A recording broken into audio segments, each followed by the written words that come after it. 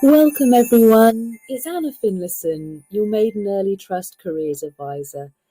This is the first of 5 podcasts aimed at helping you prepare for your mock interview in March. Each podcast only lasts about 5 to 8 minutes and can be used alongside your Getting Interview Ready resource. For podcast 1, we're going to start by looking at what an interview is and understanding the recruitment and selection processes employers often use. It's really natural to feel a bit nervous about an upcoming interview, especially if it's your first interview. But I'll let you into a little secret. Most people usually feel a few nerves at interview, no matter how old they are. But remember, interviewers are used to people feeling nervous and will work to help you feel more relaxed, as they want to see the very best of you. Also know that by following these podcasts and reading your Getting Interview Ready booklet, I promise that you will discover exactly how to prepare, how to grow in confidence, and increase your chances of success, and even shine. So, what is an interview? Well, it's really a form of assessment. It's a formal situation where candidate and employer can get to know each other.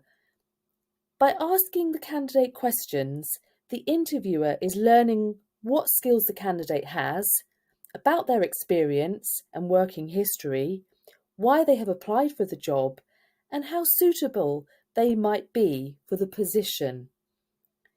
The candidate's answers, therefore, help the employer know how suitable they are for the job. Candidates also have the opportunity to ask questions. We'll talk about this a bit more in a later podcast. Interviews may involve just the candidate and interviewer, or the candidate and 2 or more people. This is known as a panel interview. It may be by phone, virtually, or face-to-face. The recruitment and selection process can vary from employer to employer, yet generally speaking, they tend to follow a certain pattern of procedure. But it is important to check for each job just in case.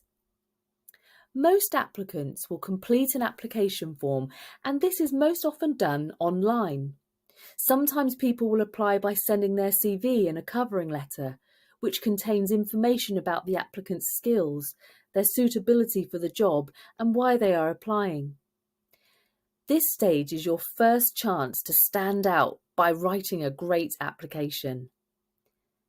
The employer will then shortlist candidates by looking at each application. Some companies may receive hundreds, even thousands of applications, and others not many at all. Usually the employer will let you know if you've been successful or not at each stage, but not always. Some employers may also arrange for applicants to do assessments as part of the selection process. These will vary, often depending on the level of the job that's being applied for. Assessments may include a short English or maths test. It may involve writing an email or completion of a questionnaire or an aptitude test. Some employers organise assessment day centres where a shortlisted candidate will be required to complete tasks. For example, a group work exercise where employers observe behaviour and teamwork skills of all the candidates involved, or an in-tray exercise where you'll be asked to prioritise a list of tasks. Interviews may occur at 1 or more stages of the selection process, for example, starting with a phone interview and later a face-to-face interview. If you are successful at each stage, the employer will offer you the job. You should receive written confirmation, and this is very important. Finally, the employer will undertake employment checks. For example, they will write to your referees asking them to provide a reference for you.